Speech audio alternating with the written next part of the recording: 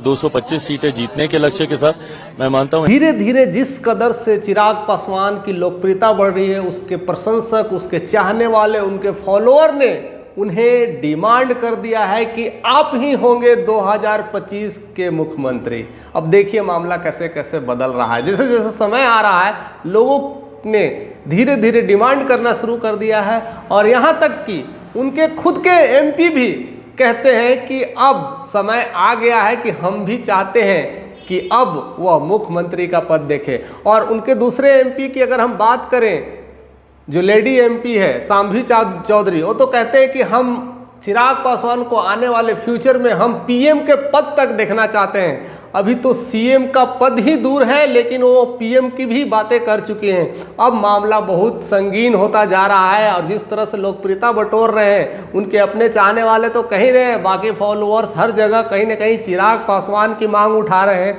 और यह स्थापना दिवस जब हो रहा था, रामविलास पासवान का जब स्थापना दिवस कार्यालय का इनॉग्रेशन था, और यह एक अच्छा पल था, अच्छी संजिशें थी, अच्छी उनकी नुमायतें थी और उस नुमायतों में ये सारी बातें कह दिए।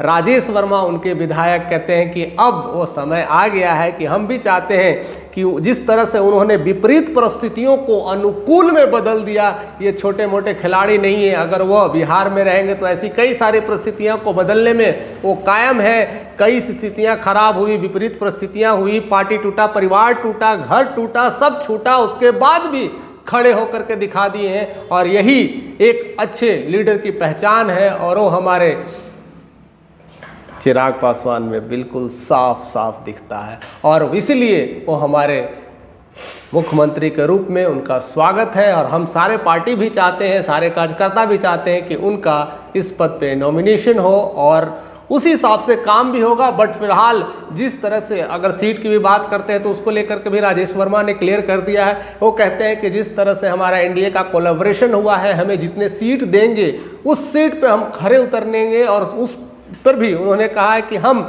100% का जो अपना मुहिम चल रहा है, जिस तरह से हम लोगों ने जिस तरह से सारे लोकसभा में 100% का काम किया, झारखंड में 100% का काम किया, बिहार में भी जितने सीट मिलेंगे उतना 100% पे हम अपनी मुहिम को जारी रखेंगे।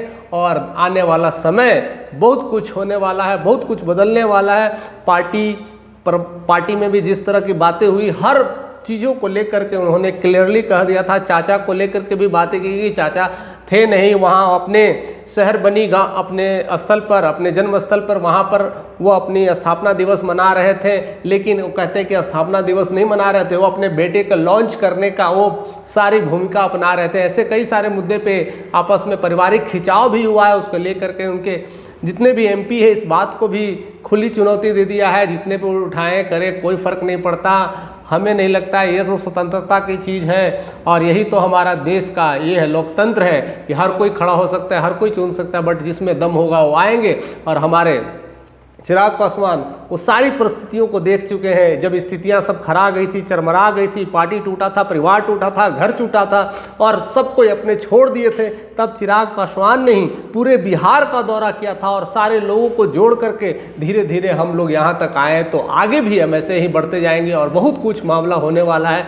और जिस तरह से दूसरे शांभवी चौधरी कहती है कि अब वह दौर नज़दीक आ रहा है, जिस तरह से उनकी इन्फ्लुएंसिंग पावर बढ़ रही है, जिस तरह से वो समझाते हैं, बताते हैं और लोगों को एकजुट करते हैं और जन सा लाभ लगता है, तो हमें तो उनमें अब प्रधानमंत्री की ही छवि दिख रही है। ऐसी कई सारे बातें हो रही है। फिलहाल आप लोग क्या क्या सोचते हैं, आपके जहन में किस तरह की बातें कौंध रही है और क्या क्या आप सोच रहे हैं कि अब कुछ बदलने वाला है, लगता है कि चिराग पासवान ही सब कुछ बदल देंगे, ऐसी कौन कौन सी विचारें आपके जहन में कौंध रही है, हमारे साथ शेयर करते रहें, साझा करते रहें, क्योंकि ऐसी कई सारी परिस्थितियाँ आएगी, ऐसी कई सारी चुनौतियाँ आएगी। क्योंकि अब महज 10 महीने रह चुके हैं और इस 10 महीने में बहुत कुछ सोचना है, बहुत कुछ करना है। और उस सोचते हुए, उस बढ़ते हुए बिहार में देखते हैं कि किस का कदम कितना पड़ने वाला है एनडीए की तरफ से। जिस तरह से चिराग पासवान की लोकप्रियता बढ़ रही है और मुझे लगता है कि ज़्यादा अगर वोट दे पाएंगे और 100% मेंटेन कर पाएंगे तो आने वाले बिहार के भावी सीएम के रूप में भी उनका भी नॉमिनेशन हो ही जाएगा। फिलहाल आप जिस तरह की